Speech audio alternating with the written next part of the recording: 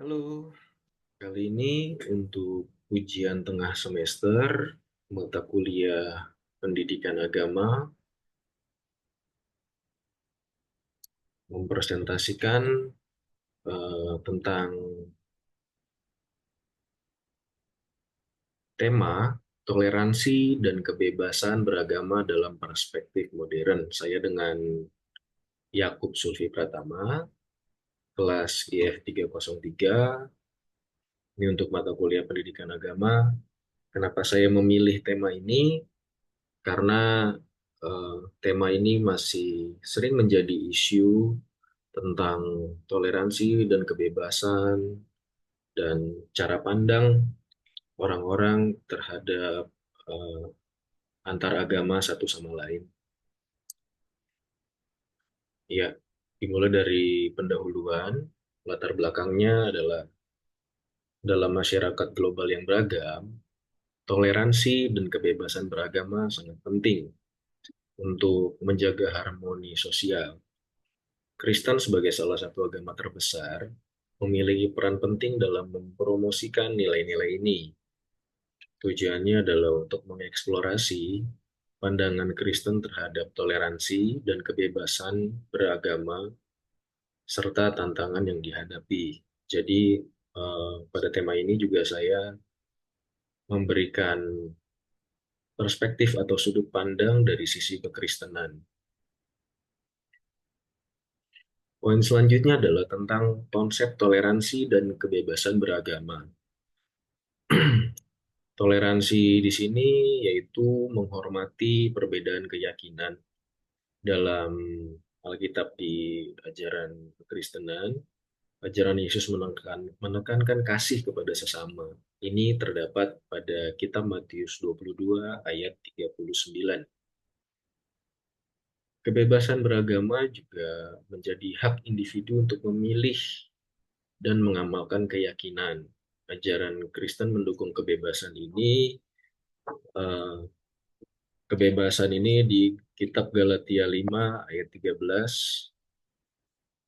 Kemudian juga dari sisi pandangan Kristen, sejarah toleransi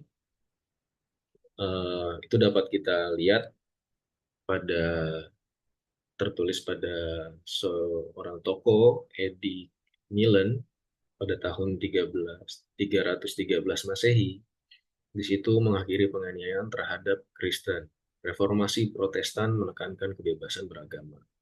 Kemudian juga terdapat pada ajaran Yesus, yaitu kasihi musuhmu atau mengasihi musuh, terdapat pada Matius 5 ayat 44, dan perumpamaan orang Samaria yang baik hati itu pada Lukas 10 ayat 25 sampai dengan 37 menunjukkan pentingnya toleransi. Juga terdapat pada dokumen gereja Konsili Vatikan II Nostra Aetate menekankan dialog antaragama dan menghormati keyakinan lain. Di sini juga terdapat implementasi dalam masyarakat modern. Contoh kasusnya di Indonesia, PGI atau eh, Perkumpulan Gereja Indonesia aktif dalam dialog antaragama. Kemudian di Amerika Serikat, gereja-gereja juga menjadi tempat perlindungan bagi imigran. Kemudian juga sebagai challenge-nya, konflik antar agama dan diskriminasi masih terjadi dengan laporan penganiayaan terhadap minoritas agama di berbagai tempat masih sering kita dengar.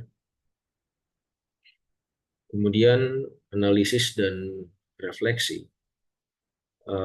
Sebagai data, negara dengan kebebasan beragama yang tinggi cenderung lebih damai. Kemudian penganiayaan terhadap orang Kristen meningkat di beberapa negara, itu yang terjadi. Kemudian rekomendasinya adalah gereja harus memperkuat pendidikan tentang toleransi dan meningkatkan dialog antar agama. Sebagai kesimpulan, ajaran Kristen juga mendukung toleransi dan kebebasan beragama, meskipun tantangannya tetap ada. seperti yang pernah kita lihat pada masalah pembubaran ibadah di beberapa tempat. Kemudian juga penting bagi umat Kristen untuk berkomitmen pada dialog dan kerja lintas agama untuk menciptakan masyarakat yang lebih inklusif dan damai yang seperti kita harapkan. Demikian presentasi untuk ujian tengah semester. Terima kasih.